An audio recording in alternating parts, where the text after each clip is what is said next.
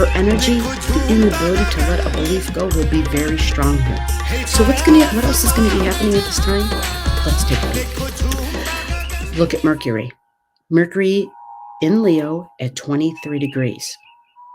Why is this important? A few days before, Mercury would have been an uncomfortable energy with Neptune. It's 150 degrees away. Neptune blurs the information and the facts and the reality. Neptune has the power to say, I can get rid of the information and the details, okay? It's going to be relating to the Leo stuff, right? Children, fun, joy, creativity, how I want to have a good time, how you want to have a good time, our ability to uniquely express, our ability to be seen as an individual, to be heard. This is our thinking, the way we want to think and talk and communicate and create. Mercury has to be careful a few days before this new moon.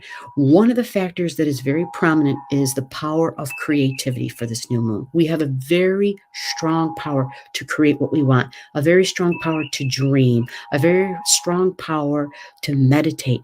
Mercury with the uncomfortableness with Neptune, Venus opposing Neptune, squared by Australia. This all speaks to use this energy to be creative. Not a good time to be making important decisions. Not a good time to be like, well, I know this for a fact. Not a good time for that. This is not that.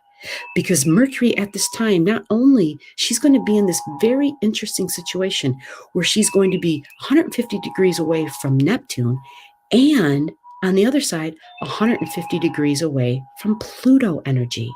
So in other words, what does she act like when she's talking to Pluto? Their conversation about the behind the scenes, below the surface information. But again, she's a little delusional right now. So again, this is an energy where we're looking at somebody else, talking about somebody else, talking about their details, about their business. Yes, it'll be something that's on the platform in a big way because it's corporate, it's big power, it's big money, it's government because it's Pluto in Capricorn, people that are in charge, big boss energy, talking about their business and what's going on, right? There'll be something happening that we'll be hearing about. We have so much support from the universe to be crazy creative. This is the 8-8 Lionsgate. We are open to downloads on this day. That is the information, the help, the elevation. We are going to be expedited in our consciousness. Mercury, interesting degrees away from Neptune and interesting degrees away from Pluto. This is a power time.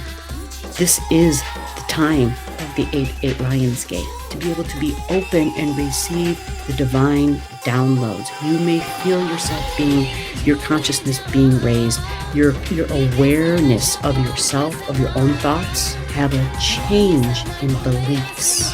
I also want to mention, if you look closely, that we have Juno, the nodes, right? They're at 8 degrees. So Juno is pulling away from the nodes now, which means you already ended some partnerships, some beliefs about some partnerships, some relationships.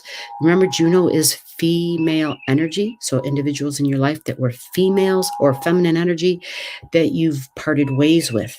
Now Juno is going this way. It's going direct, but the node is going the opposite. So they're pulling away from each other. So that time is done. We've pretty much drawn the line and severed relationships. And hopefully we're done with the severing. Some of these relationships are severed and they're supposed to be. Honor that. Don't go back. Don't change your mind. Things that came up that you had to sever, that you had to draw lines, borders, and boundaries, it was for a reason. Your soul contract is over. And we have created new ones. We have all elevated. We're all meeting new people. It doesn't mean they're throwing everybody away in their life. It just means that we've all elevated and we are done with what we came to do with certain groups of people, soul contracts. And now we're elevating up to the next ones. Are you ready for the adventure? Because that is Sagittarius energy. It's the next adventure. It's the seeker, the constant seeker of truth. I want to give a heads up to Cirrus energy. Pay attention to this. Doesn't mean like you're going to go into the store and there will be nothing. However, start stocking up. You always want to see where it's going to be going. It's going to take a while for Sirius to get there. Don't get all freaked out. I'll do a separate chart for that where I'll have the actual dates for that.